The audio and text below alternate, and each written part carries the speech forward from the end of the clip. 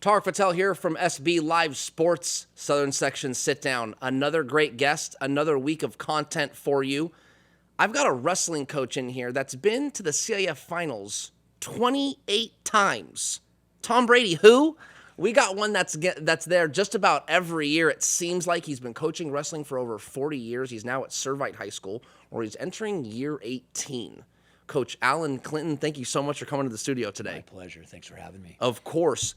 I think one of the things I wanted to touch on right away, and we talked about that a little bit before the show, is just kind of wrestling in general in regard to the athlete that you get coming through your door, per se. I asked you, hey, Coach, are half the guys on your roster just kind of showed up? And you said, yeah, about. Talk about how and why so many athletes end up wrestling. Can you explain it? Well, I think you have a combo of a lot of reasons. One is a lot of times I get a lot of football guys.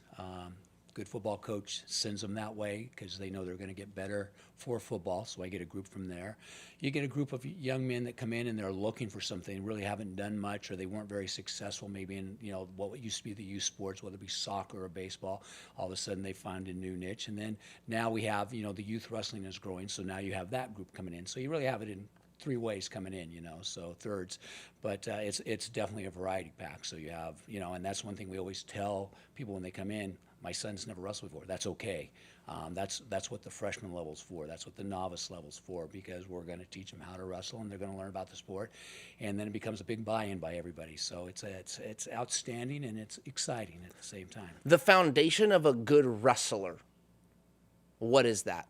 The foundation. Well, number one, you got to be committed. It's not a sport. It's not like playing darts or going bowling or something like that. It's very intense. It's very time consuming. It's very physical.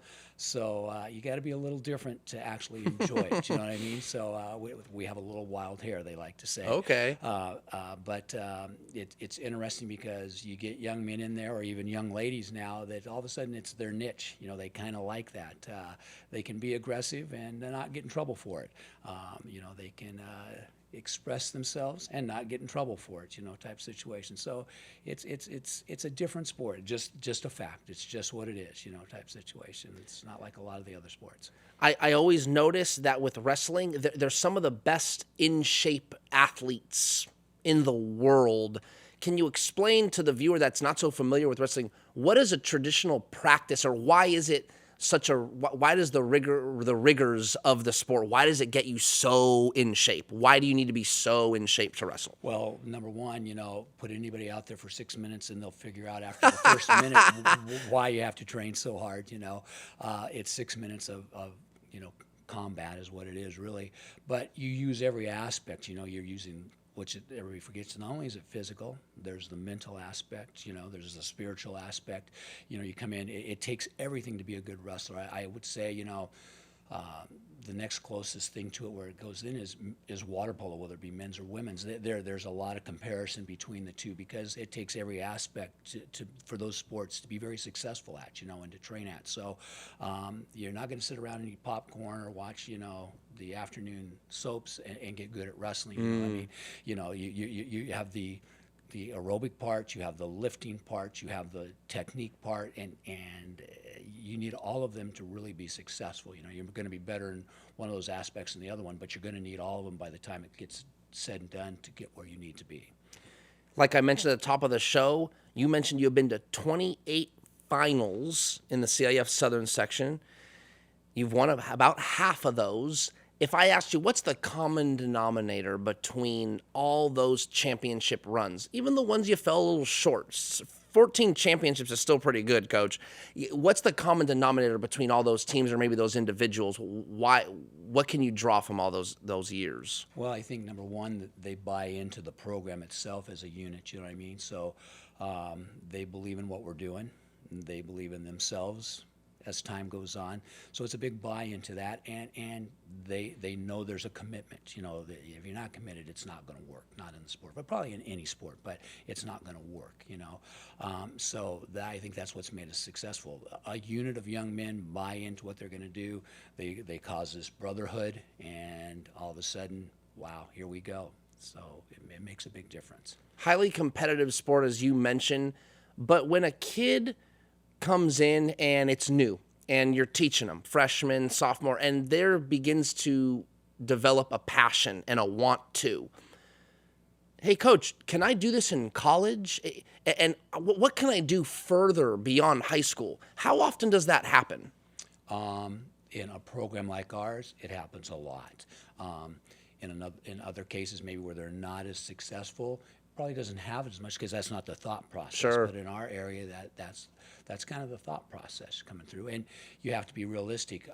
You're going to have young men that they're going to be great high school wrestlers, and that's as far as they're going to go. You're going to have those that are going to be extremely successful in college. Some are not going to be successful, but they're going to be wrestling in college. So you have that variety pack. But in our case, that's, kids come in, and that's kind of one of their thoughts is the next level. And you kind of have that thought because once you have college, it kind of changes a little bit. You've got the Olympics and national team and stuff. But the new thing that's kind of become our, parallel is, of course, MMA. Okay. So that kind of becomes a thing that guys look at. Hey, from here, maybe I can go into that field. Now you bring it. Have more kids shown up because of MMA? Obviously, it's not the same, but they go, okay, there's no MMA team at Servite, but wrestling's pretty close.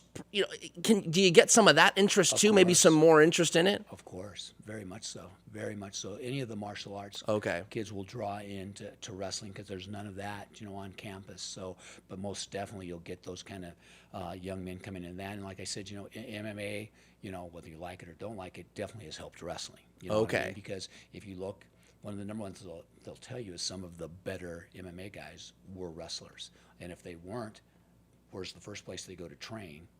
They go and start learning their wrestling skills and techniques to make them a better MMA guy. So yeah, they've kind of helped each other out growing through, you know what I mean? Anytime there's an Olympic year coming up, the sport of wrestling, male or female, will grow.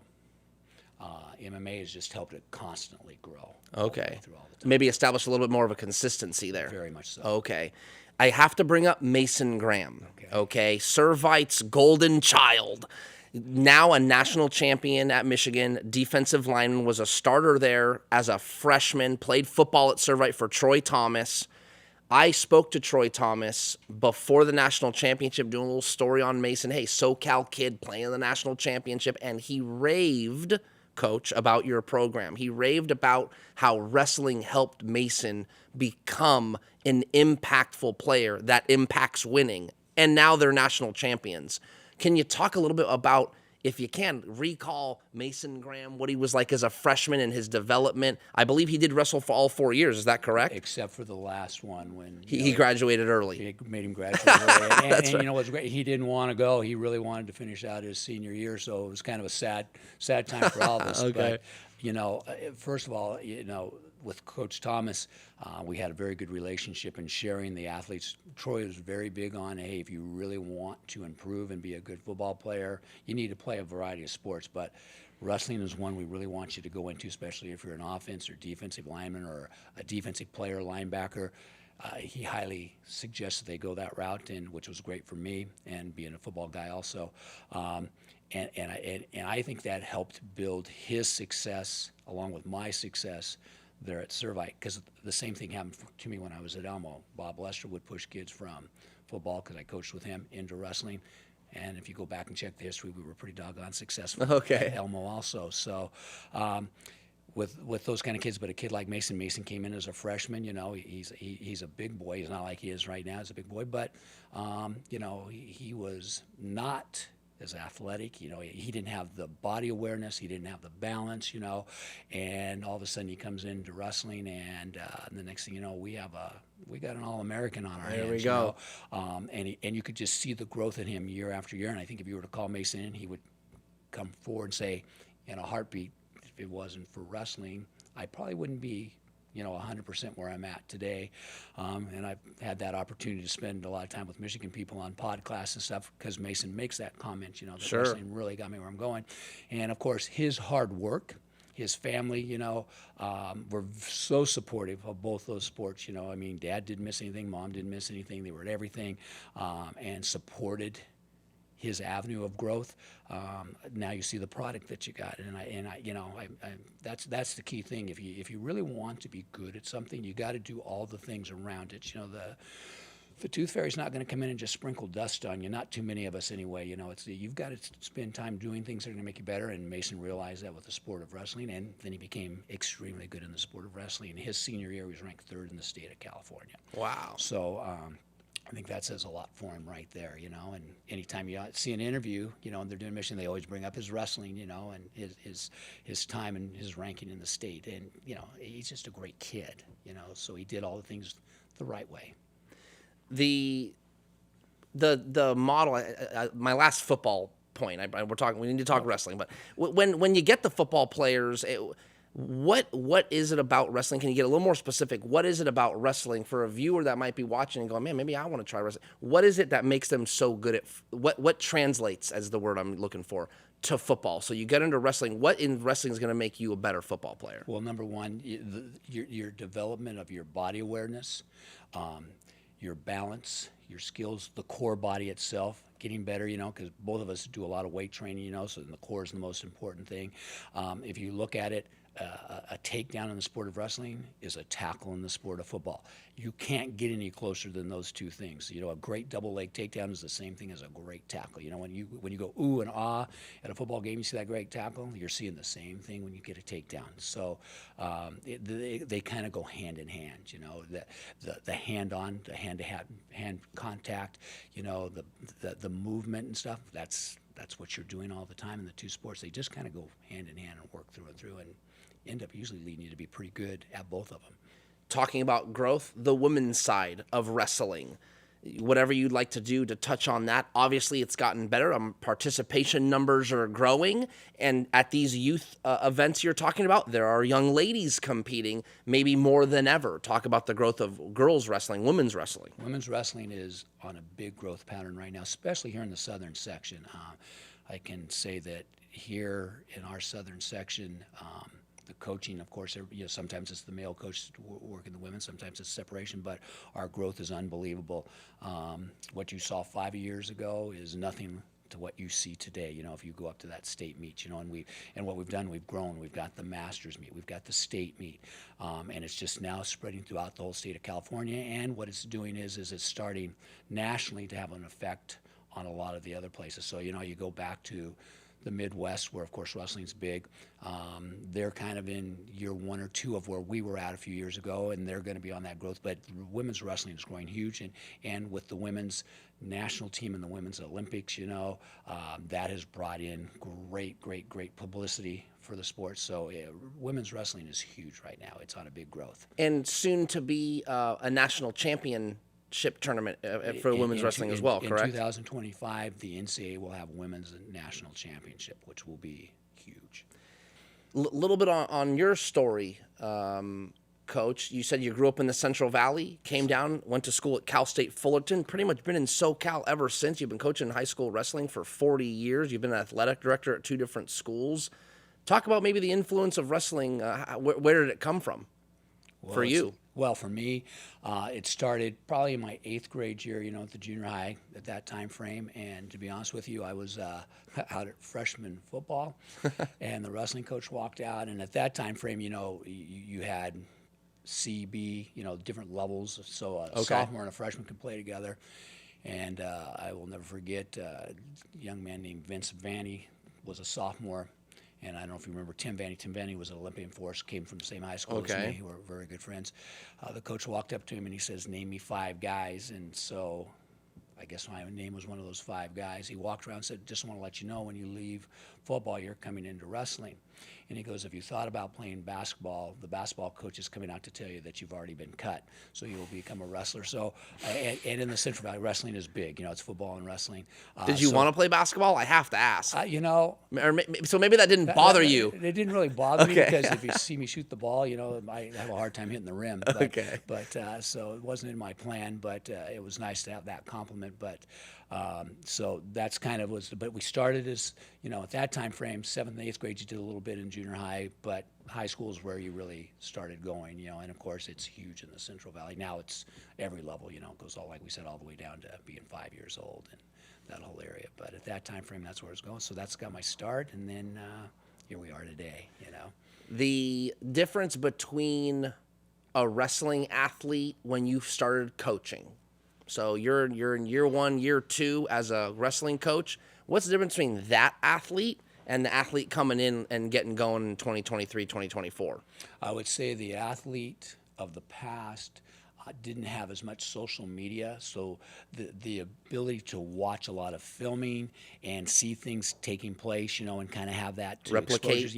expose yourself to has changed to now, because now you can find out just about anything you need to see. Not just the athlete, but what about the student athlete as a whole, Coach? Just when you're talking about the differences between having a cell phone and not having a cell phone, just talk about maybe how you've had to change as a coach being around for 40 years, dealing with the athlete in the 90s and the athlete here in 2024. In actuality, maybe it's called old school, I don't know.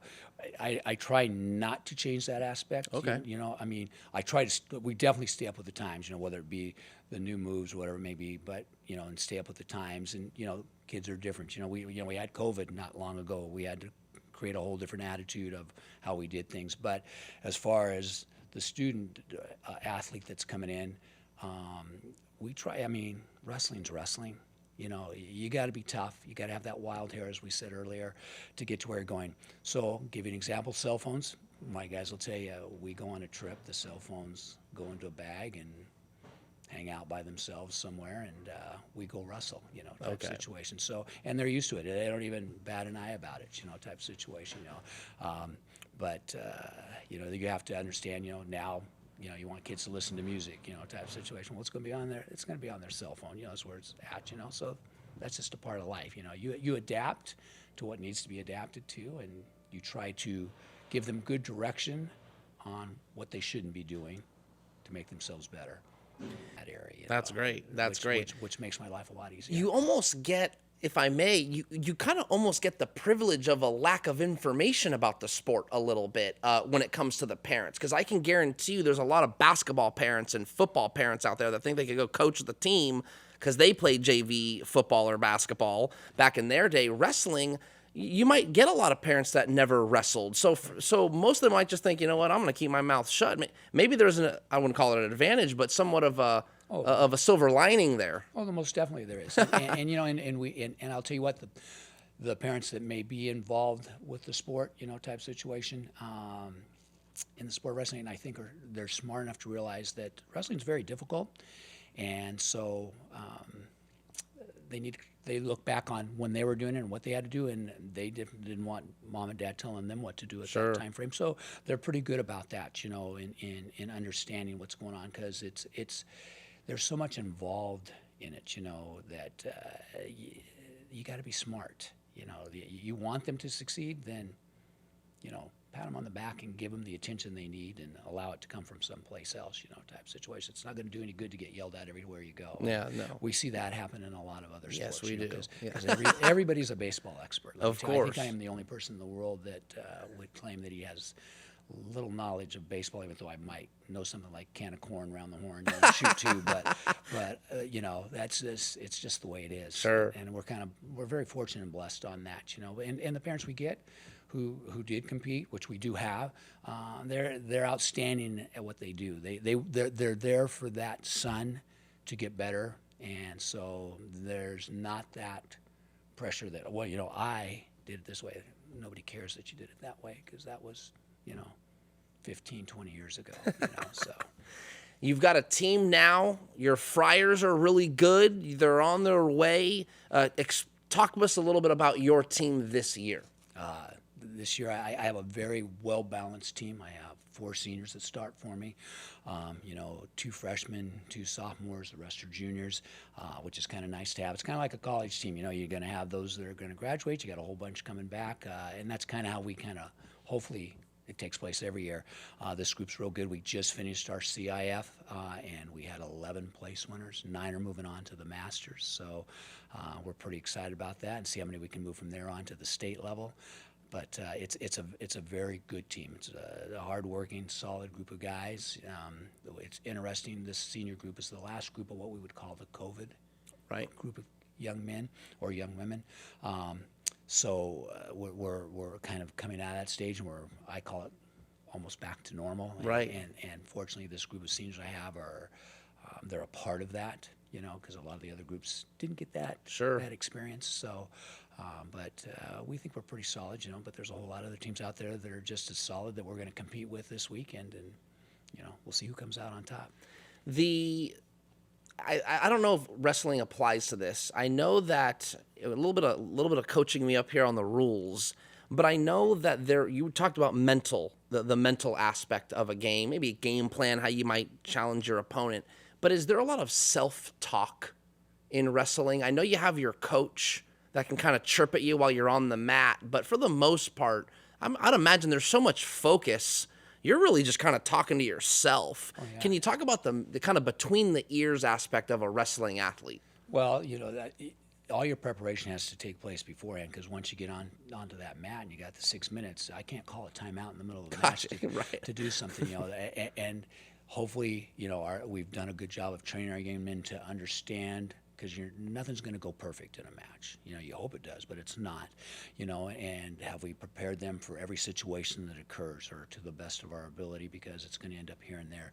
So they have to be what we call mentally tough. Focus is a great word. I think my guys get tired of hearing me say that all the time, but we talk about that. And we talk about, our brain being, it's either our greatest weapon or it's our greatest enemy, and there's not much in between. And how are you gonna handle that? Because the minute it becomes your enemy, there's a hard time having much success. It becomes a lot of failure. So we spend a lot of time on that, being mentally, because that's just as important as being able to hit a great takedown. You know what I mean? And just as important as knowing, when to stand up and have hand control. So it all goes together. So the mental aspect is huge. The physical nature of wrestling it's dynamic. There's so many moves, and there's so many parts of the body that you have to be conscientious of. When a player or a wrestler, is trying to find maybe their identity on the mat, is there such thing? Oh yeah, I think here's what, in my opinion, my philosophy is: number one, you have to have a foundation. And I tell this to my kids all the time. You have to be able to, put the rebar down and then put the concrete on. Once we get that set, then you're all going to go in a different direction.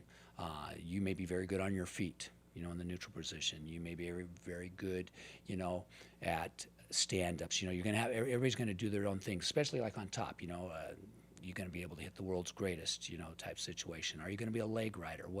Everybody kind of goes their own way, and you kind of let them create their own personality from there. But you can't get good at that if you don't have the foundation. If you don't have the solid basics going through, the same thing that's going to happen to a house. If I don't have the right rebar in there and it's not down, the house is going to eventually fall down. So our big thing is everybody has the foundation, then we're going to grow from there on what areas you're good in. And then we're going to hide what you're not good at. Yes. We're going to hide that. Yeah, okay. Little bit deeper. Give maybe the viewer a little bit of an idea of what the foundation consists of. Well, I mean, the foundation is you've got to have the basics type situation. You got to the fundamentals per se. You got to have fundamentals. You don't have fundamentals, you're not going to be very good at it. And that's in any sport, Correct. Type situation. But you got to have the fundamentals. You got to understand, movement and level changes and stuff like that. If you're not good at that stuff, it's going to be hard to get a very good takedown. Then once we get that, okay, what are we good at? Are we good at a swing single? Then we're going to spend time on that. Are we good at a double leg, type blast? We're gonna work on that type situation. We're going to work on front headlocks. It branches off. But if I don't have a good stance, I can't move. And I don't understand body awareness and level changes. I can't move on to the next step. We could, but we're not going to be very good. Mm. What does a wrestling practice look like? Coaches have a practice plan. Basketball coaches have a practice plan. Wrestling coaches have a practice plan. When your wrestlers are kind of going at it, are they constantly trying to engage with other guys? You trying to rotate them so there's different looks? Do they have partners for the whole week? What does a wrestling practice look like? Pretty much everything you're saying there is happening. What happens is you start off the beginning of the season, going through. You spend probably more time on technique, and with a partner and going through. So it grows along, and then you grow. We do our round robin. So you may have 4 or 5 guys in your group, so you're getting a variety pack. And for us, as we go through, we start to taper down. There's an art, in my opinion, to being successful. We start to taper down. Hopefully, we've spent the preseason, the middle of the season, so when we get to the postseason, I don't need to spend hours on things. It's not gonna. I don't need to spend hours teaching. If I haven't done it by then, I'm not very good at what I'm doing. Sure. I probably shouldn't have a job. It's more of, okay, let's fine tune what you're good at. I call it their bread and butter. Hey, okay, this is your takedown. We're not always going to get it, but how's my reshot off of my takedown? How am I doing my stand-up? Is my hand control good? Type situation. Am I able to, knees slide out of it? We make sure that everything's good, but we don't. You get to that point, I don't think you spend hours. They're already going to get beat up enough as it is at the high level we're going from league finals to CIF to Masters of State. 3 hours, is that going to make me better? Sure. Or is that hour and a half of quality going to Right, be better? right. And that's right. what I say. So you may be going 2.5 hours at the beginning, and stuff, because you got your weight training and everything, but you need to taper it down. So it's going to change. All those little things you talked about, it's going to change as you go through. And variety is the spice of life, So Yeah. you got to be able to, give them the experience of everything. How much do you watch film, or how much does an athlete watch film on their opponent? Well, we film everything. So me personally, that's probably why Troy and I used to laugh a whole lot, because it was like who was watching film more? Yeah, whose day was longer, because when it was football season, I walk by and go, hey, it's 11 o'clock. Are you going to go home tonight?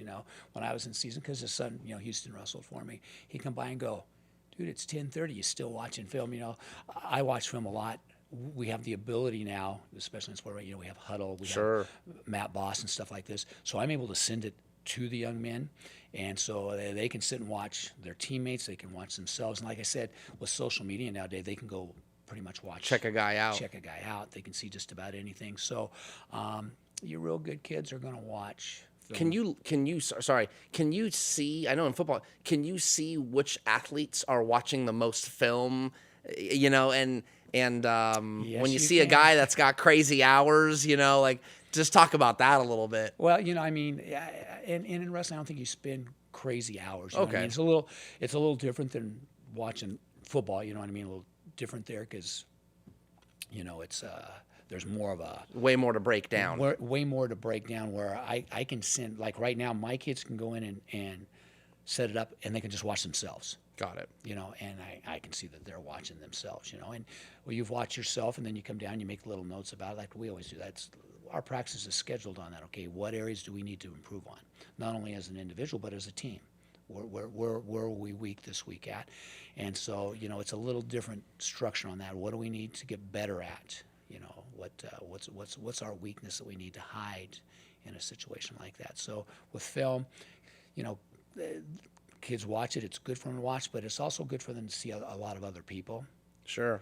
That's the kind of key. I laugh, but I say, hey, tonight's Big Ten night.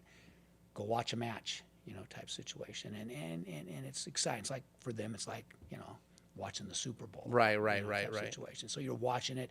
You may not be breaking it down, but watching it is healthy, because you're seeing what guys are doing. Oh, that's what we do in practice. Oh, wow, that's the same takedown I use. Right. So that's the good positive part of it. You get a little, I wouldn't call it validation, but No, it's but like, it is but it there is. is an It is aspect of that, validation. and maybe even a little inspiration. Man, look at, like, I'm sure there's big attendance at those Big Ten events, and the kids are going, man, that might be kind of cool. Yeah, exactly. As we wind down, Coach, I gotta ask. Okay, you're on 40 years. We don't want to break any news here on the show, but how much longer do you think you want to go? Clearly, you're still enjoying yourself. I think that's fair to say. The reason why you're doing it. How much longer do you want to coach wrestling? That's a great question. I don't know if I have a good answer for you, to be honest with you. To be honest, anytime I need to be replaced, replace me. If I'm not doing what I'm doing the right way, and I'm not good for the kids, it's time to go, and I hope I can figure that out before somebody has to come and tell me. Sure. But don't be afraid to come and tell me. Right. You're not going to hurt my feelings. I hate that when people stay around too long. Okay. So, but so far I think I'm doing okay. Yeah, no. Servite Friars boys wrestling is certainly on its way. Maybe another CIF championship. Learned a lot about wrestling today. I hope the viewer did too. I'm Tarek Patel with SB Live Sports. That was another episode of Southern Section Sit Down. Thanks for watching.